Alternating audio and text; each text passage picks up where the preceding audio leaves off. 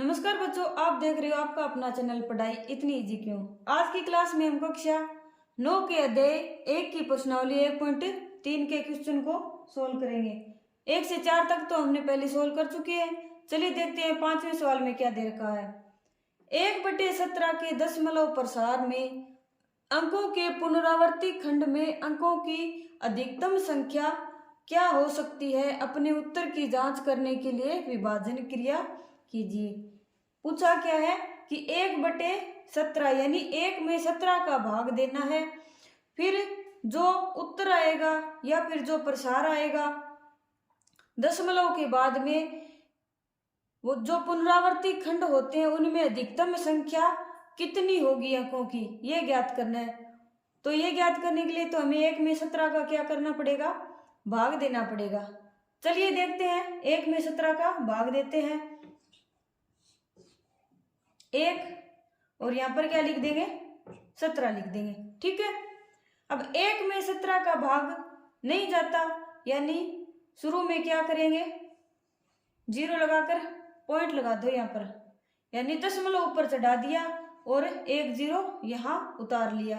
अब 10 में भी 17 का भाग नहीं जाता तो फिर 1 0 और उतारेंगे तो ऊपर 1 0 और चढ़ेगी। ठीक है, अब 100 में 17 का भाग जाता है, 100 का पढ़ा कितने तक जाएगा, 5 तक। 17 पंजे 85, 17 पंजे यानी ऊपर क्या चढ़ गया 5, और 100 में से 85 गए, कितने बचे 15 बचे। अब 1 0 ऊपर अपना दशमलव चढ़ा रखा है तो 1 1 0 खुद से उतार सकते हैं। और 17 का फिर पाड़ा पढ़ो कितने पे जाएगा, 17 8 136, ऊपर क्या चढ़ा दिया 8 चढ़ा दिया। अब देखो 10 में से 6 गए, कितने बचे 4, और यहाँ पर 4 बचा, 4 में से 3 गए 1 और 1 0 उतार लिया। फिर किसका जाएगा, फिर दोबारा से 8 का जाएगा। 8 पर 17 8 136, 140 में से 136 गए, कितने बचे 4 और 1 0 खुद से उतार सकते हैं। और 17 2 34, कितना आएगा यहाँ पर 34, और 40 में से 34 गए, फिर से 6 बचा, 1 0 और उतार लिया। 17 3 कितना होता है 51, और 17 जो कि 68 तो ज्यादा हो जाता है। अब देखो 60 में से 51 गए, कितने बचे 9 बचे, और 9 के आगे फिर 0 लगा दो। 17 5 कितना होता है 85, यानी कितना बचा 85। और अब 90 में से 85 के कितने बचे 5 और 1 0 उतार सकते हैं। ये आगे यहाँ पर आ नहीं रहा तो क्या कर देंगे, यहाँ पर लिख देंगे। ठीक है, यानी 50 भाग किसका देना है 17 का, तो 17 2 कितना होता है 34, 17 3 क्या ज्यादा हो जाता है। फिर 50 में से 34 को माइनस किया, कितना आया 16 आया, और 16 के आगे फिर 1 0 लगा दी। ये कितना बन गया 160, और 17 निम्मे कितना होता है 17 निम्मे 153। अब ये कितना बचा यहाँ पर 10 में से 3 गए 7 और ये 0। ठीक है, अब 17 चौके 68, 17 चौके 68 बचा, और ये 70 में से 68 गए 2 और 1 0 उतार लेंगे। और 17 एकम 17 1 का गया, और फिर ये कितना बचा 3 और ये 0। 17 2 34 ज्यादा हो जाता है तो 17 एकम 17। ठीक है, अब ये 23 में से 17 गए, कितने बचे 13 बचे। अब देखो और 1 0 उतार लेंगे आगे।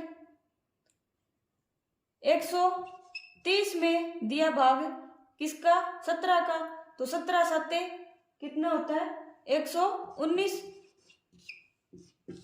17 7 119। 130 में से 119 गए, कितने बचे 10 में से 9 गए 1 और 2 में से 1 गए 1, यानी 11 बचा, और 1 0 उतार लिया। 110 बन गया। 110 में अब 17 का भाग देंगे, 17 छिक्के 102। ठीक है, अब 110 में से 102 को माइनस करेंगे, कितना आएगा 8, अब क्या आएगा, 17 चौके 68। अब ये कितना बचा, 12 बच गया। ओके, अब 0 उतार लेंगे और 17 7 कितना होता है, 119। ठीक है, और ये क्या बच गया अपना शेषफल, 1 बच गया। एक शेषफल बच गया, यानी एक शेषफल स्टार्टिंग में हमने शुरू किससे किया था, 1 में 17 का भाग दिया था, और यहाँ पर भी 1 में अब 17 का भाग देंगे, यानी ये जो पूरी प्रोसेस है ये दोबारा से यहाँ पर लागू हो जाएगी।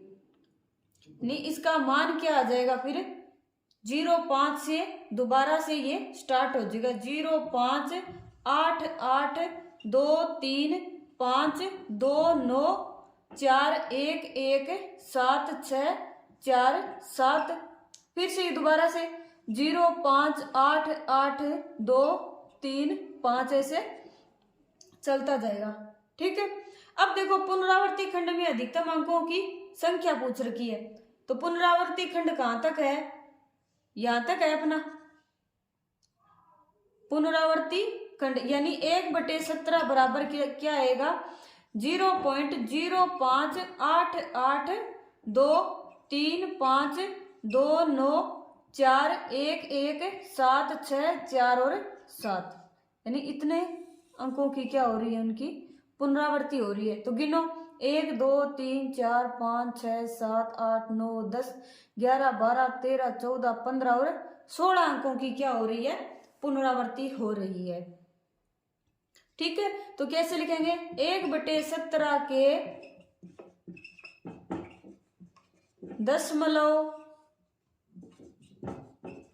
प्रसार में अंकों के पुनरावृत्ति खंड में अंकों की अधिकतम संख्या है, जो संख्या 16 हो सकती है।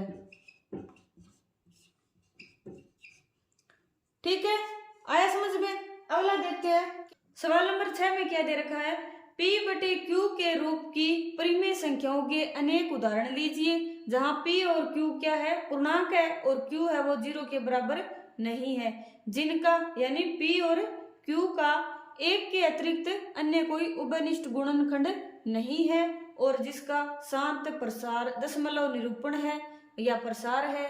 क्या आप यह अनुमान लगा सकते हैं कि Q को कौन सा गुण अवश्य संतुष्ट करना चाहिए। नहीं, परिमेय संख्या लिखनी है, और वो भी एक के अतिरिक्त उनका कोई भी उभयनिष्ठ गुणनखंड नहीं होना चाहिए, और दशमलव प्रसार क्या होना चाहिए, शांत प्रकार का होना चाहिए।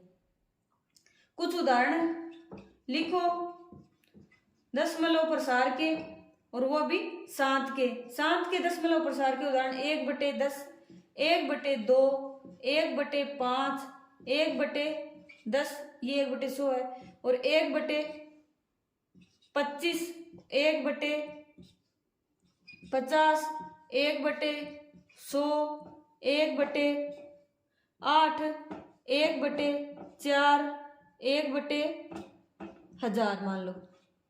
ओके, अब देखो 1/100 का दशमलव प्रसार कितना हुआ, 1/100 का दशमलव प्रसार 0.01। 1/2 का दशमलव प्रसार कितना हुआ, 0.5। 1.5 का 0.2। 1/10 का कितना हुआ, 0.1। 1/25 का दशमलव प्रसार कितना होता है, 0.04। 1/50 का 0.02। 1/100 का 0.01। 1/8 का 0.125। 1/4 का 0.25 और 1/1000 का 0.001। ठीक है, अब देखो करना क्या है, हमें Q को कौन सा गुण अवश्य संतुष्ट करना चाहिए, यानी Q नीचे वाले हर में जो अंक है उनके लिए कौन सा नियम अवश्य संतुष्ट करना चाहिए ताकि अपना जो दशमलव निरूपण है वो शांत प्रकार में बदल जाए। 100 है, 2, 5, 10, 25, 50 ऐसे ये। अब 100 को कैसे लिखेंगे? 100 बराबर 4 गुणा में 25 है।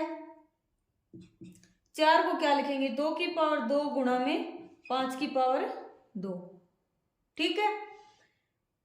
और 2 है, 2 को 2 ही लिखेंगे। 5 है, 5 को 5 ही। और 10 है, 10 को क्या लिखेंगे? 2 गुणा में 5। और 25 को क्या लिखेंगे? 5 गुणा में 5। 50 को क्या लिखेंगे? 2 गुणा में 25। 2 गुणा में 25 को 2 गुणा में 5 की पावर 2। और 100 को क्या लिखेंगे? 4 गुणा में 25।